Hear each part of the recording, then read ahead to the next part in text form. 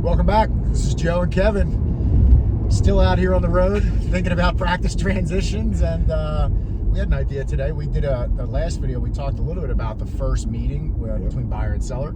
And I think one of the questions as a follow-up to that is, well, the first meeting's over, what happens now, right? So maybe, Kev, let's talk a little bit about what to expect after the first meeting and kind of what's that buyer's journey, I guess.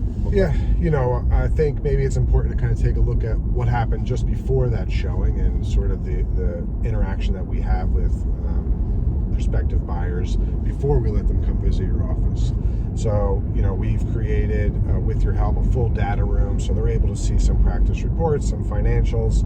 Typically, after an NDA is signed, obviously.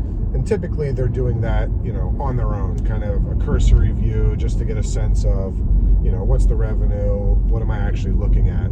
So we do some vetting before we bring someone in. They had a first date with you, that went well. Everybody left there feeling good and that it would make sense to follow up.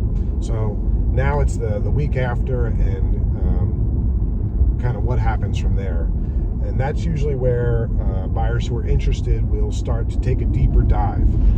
They may reach out to their own CPA or advisor to help them sort of analyze the information that's been provided. And they're going to be doing their homework now to sort of put those pieces together and kind of make sense of them, almost dial back from a dream phase, if you will, and start to add some reality into it. Yep.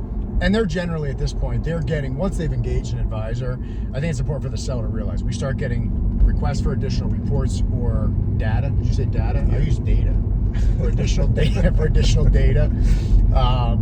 They might have some follow-up questions. And I think as the seller, just, you know, it can sometimes be a lot with the follow-up questions, but, you know, rely on your advisor, your broker to kind of determine these are reasonable requests, we should answer these requests, and just know that sometimes the questions aren't actually coming from the buyer. They're now coming from the buyer's CPA or the lender, and so they're just passing these questions through. Right. So you can expect more questions, more requests for data, I think, after our first meeting as the buyer goes through that process. And I think it's generally a good sign. You know, that means that somebody is engaged. They're, you know, starting to get some skin in the game and time and money perhaps in evaluating it.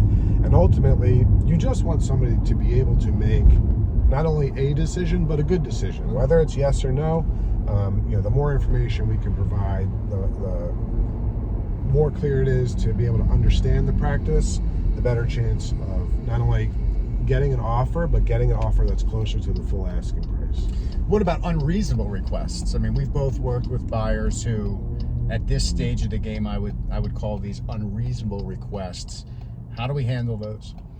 Yeah, you know, I think it's a case-by-case basis. You know, if you have a practice that is in a highly desirable area and we have 3 or 4 or more potential buyers looking at the practice and you have some leverage, then perhaps you can, you know, put off some of those requests that are maybe a little bit beyond the initial or pre-offer due diligence period, if you will. Yeah, well, that's important because what I try to do is if buyers start to get, you know, quote unquote, in the weeds with some of these requests and follow-up questions, you know, it's important to let the buyer know there's 2 phases here. There's, you know, pre-LOI kind of cursory look.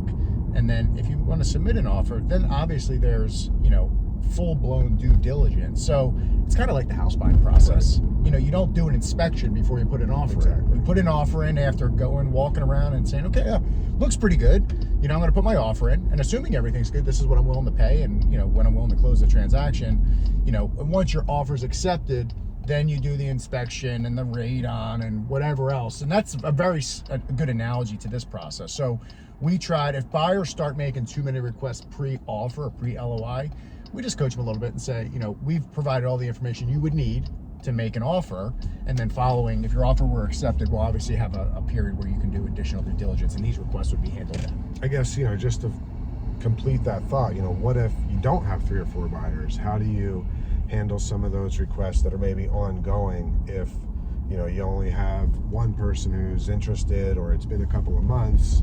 Do you have a different strategy there? Well, yeah, I mean, listen, if you only have one buyer, your practice could be a little on the trickier side to sell. You're in a rural area, or it's a smaller practice, or for whatever reason, then yeah, sometimes you have to use a little bit of finesse with the buyer so that you're not, you know,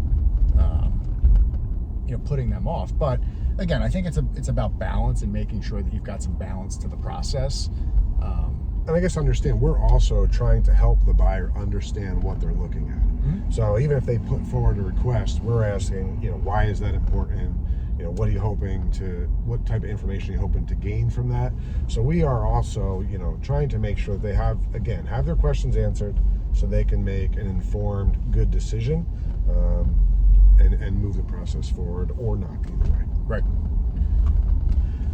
Anything else we got to touch on today for follow-up from a meeting? Nope, that's it. All right. This is Joe and Kevin, Around the Block, and we'll see you next time. Have a good one.